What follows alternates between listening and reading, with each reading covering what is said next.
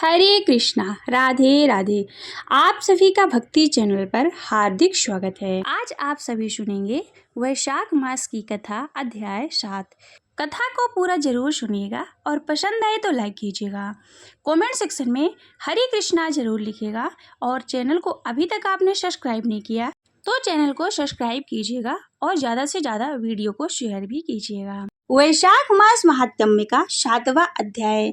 श्री नारद जी बोले, मिथिलापुरी का धर्मात्मा राजा इस अद्भुत चरित्र को देखकर हाथ जोड़कर शुभ पूर्वक बैठे हुए ब्राह्मण से कहने लगा कि हे महात्मा, मैंने यह बड़ा ही अद्भुत तथा आश्चर्यमय चरित्र देखा है, जिनके धर्म के प्रताप से इक्ष्वाकु राजा की मोक्ष हो गई। इस धर्म को विस्तार से कृपा कर मुझे सुनाइए। राजा के प्रश्न को सुनकर महात्मा श्रुतदेव धन्य है कह राजा की प्रशंसा करते हुए बोले कि हे सौम्य, शुभ भागवत धर्मों का वर्णन मैं तेरे आगे कहता हूँ। इनको ज्ञान लेने से प्राणी सांसारिक जन्मादि बंधनों से छूट जाता है। वैशाख में जो धर्म है, जैसे जल का घड़ा देना, प्याऊ लगाना, मार्ग में छाया करना, बावली, कुआं, तालाब, धर्मशाला बनवाना, सूर्योदय से पहले प्रतिदिन स्नान करना, मधुसूदन भगवान का सुगंधित कोमल पुष्पों से पूजन करना, कथा को सुनना, मार्ग से थके हुए की हवा करना,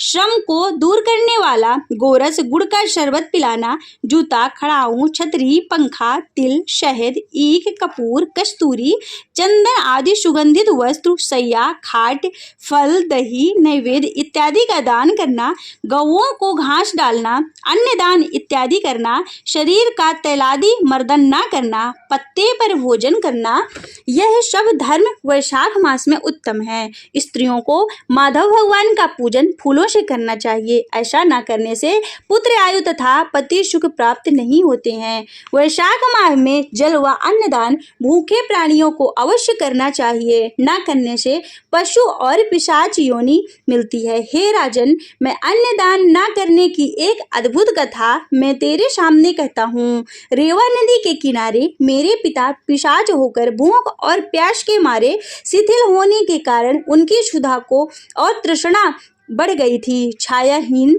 शैवल के वृक्ष के पास अन्न न मिलने के कारण अपना ही मांस खाने से कंठ के बीच में मांस खड़ा हो गया था।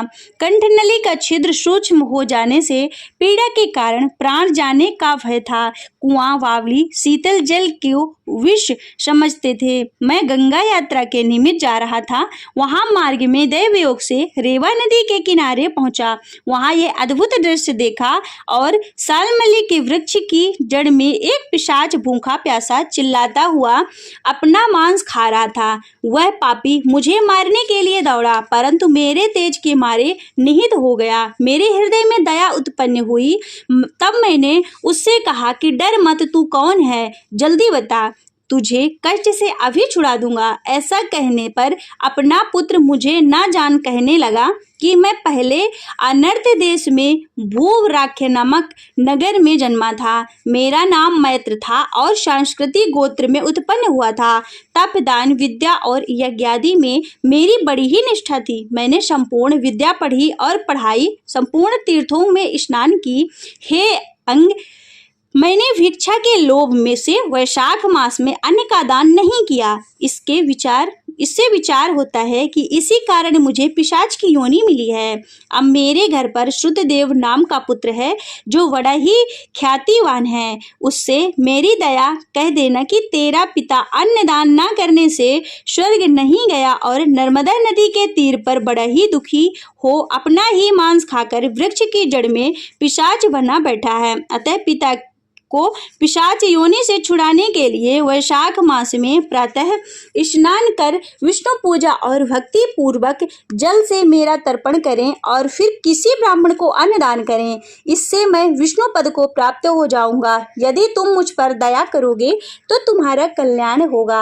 अपने पिता की ऐसी बातों को सुनकर दुख के मारे उसके पांवों पर बहुत ही तेज तक लकड़ी की तरह पड़ा रहा और अपनी निंदा या कर नेत्र से आंसू भर कहने लगा कि हे पिताजी, मैं रही पुत्र हूँ, दैव योग से यहाँ आया हूँ। अब तुम्हारे बतलाए हुए अनुसार यात्रा करके शीघ्र घर जाकर मेष की संक्रांति में विष्णु भगवान की निर्मित अन्न अर्पण करूंगा। पिता की आज्ञा अनुसार मैंने तीर्थ यात्रा कर घर आकर वैशाख महीने में अन्न दान किया। तब मेरे पिता पिशाच योनि से मुक्त हो विमान पर चढ़कर मुझे आशीर्वाद दे विष्णु लोक को गए, जहाँ से फिर कर कभी नहीं आए। इसलिए अन्नदान का शास्त्रों में बड़ा ही धर्म कहा गया है। हे राजन, यह सब धर्मों का सारभूत है जो मैंने कह दिया। अब और किस बात को सुनने को तेरी इच्छा है सो पूछ, मैं तुझे सत्य कहता हूँ। हरे कृष्णा। श्री विष्णु चालीसा। विष्णु सुनिए विनय सेवक की चित लाए, कीरत कुछ वर्णन करूं दीजे ज्ञान बताए। नमो विष्णु भगवान खरारे कष्ट नशावनी अखिल बिहारी, प्रबल जगत में शक्ति तुम्हारी, त्रिभुवन फैल रही उजियारी। सुंदर रूप मनोहर शोरत, सरल स्वभाव मोहिनी मूरत, तन पर पीतांबर अति शोहत, वैजंती माला मन मोहत। शंख चक्र गदा विराजे, देखत दैत्य असुर दल भाजे। सत्य धर्म मद लोभ न गाजे, काम क्रोध मद लोभ न छाजे। संत भक्त सहजन मन रंजन, धनुजय असुर दुष्टन दल गंजन। सुख उपजाए कष्ट सब भंजन, दोष मिटाए करत जन सज्जन। पाप काट भव सिंधु उतारण, कष्ट नाश कर भक्ति उबारण। करत अनेक रूप प्रभु धारण, केवल आप भक्ति के कारण। धरणी धेनु वन तुम ही पुकारा, तब तुम रूप कराम का धारा। भारी उतारे असुर दल मारा, रावण आदि की को संहारा। आप बारह रूप बनाया, हरिणाक्ष को मार गिराया। धर्मत्स्य धन सिंधु बनाया, 14 रत्नन को निकलाया। अग्निलख असुर द्वंद्व मचाया, रूप मोहिनी आप दिखाया। देवन को अमृत पान कराया, असुरन को छवि से बहलाया। कूर्म रूप धर सिंधु मचाया, मंद्रांचल गिरि तुरत उठाया। शंकर का तुम फंद छुड़ाया, भस्मासुर को रूप दिखाया। वेदन को जब असुर डुबाया, कर प्रबंध उन्हें ढूंढवाया। मोहित बन कर खल ही नचाया, उसही कर से भस्म कराया। असुर जलंधर यति बलदाई, शंकर से उनकी ने लड़ाई। हार पार शिव शकल बनाए, कीन सती से छल खल जाए। सुमिरन कीन तुम्हें शिवरानी, बतलाई सब विपत कहानी। तब तुम बने मुनीश्वर ज्ञानी, वृंदा की सब सुरति बुलानी। देखत दीन धनुज शैतानी, वृंदा आए तुम्हें लपटानी। जो इस परश धर्म क्षति ज्ञानी, हनाय सुर उन शिव शैतानी। तुमने ध्रुव प्रहलाद उबारे, हिरणाक्ष कुश को आदि खल मारे।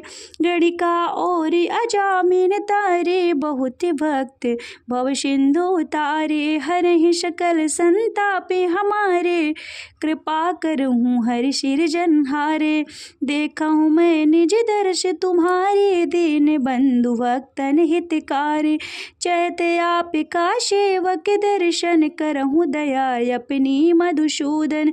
जानू नहीं योग्य जप पूजन हो, यज्ञ स्तुति अनुमोदन। शील दया संतोष सुलक्षण, क्षण विदित नहीं व्रत मोह बोध विलक्षण करहूँ आपका किस विधि पूजन कुमति विलोक होते दुख भीषण करहूँ प्रणाम कौन विशु विधि सुमिरन कौन भांति मैं करहूँ समर्पण सुर मुनि करते सदा शिवकाये हर्षित रहते परम गति पाए दीन दुखीन शवि सदा कहाये निज जन जान लेवे अपनाए पापे दोष संताप नशाओ भव बंधन से मुक्ति कराओ सुख संपत्ति से सुख उपजाओ निज चरणन का दास बनाओ निगम सदा ही विनय सुनावे पढ़े सुने जो जन सुख पावे। बोलिए विष्णु भगवान की जय। श्री कृष्ण कन्हैया लाल की जय।